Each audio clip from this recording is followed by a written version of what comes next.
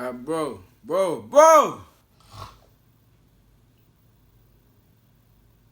Allow stop the snoring, man. I can't sleep. It's too loud. Yeah.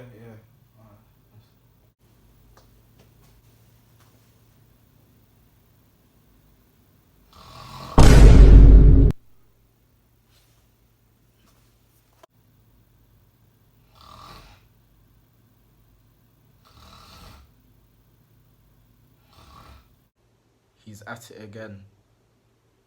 Do something about this big pig snoring. I've had enough. Ah! What was that for, man? And who are you? I'm bleeding as well! The name's Clyde.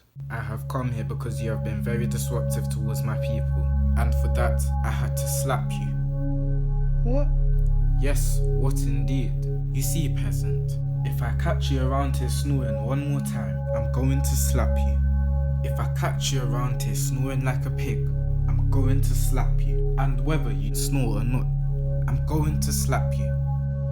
Even if I just see you closing your eyes, I'm going to do more than slap you. I'm going to kick you. Peasant, you look confused. I bet you didn't know that I could move to other places. Peasant, I knew you were going to run away from me.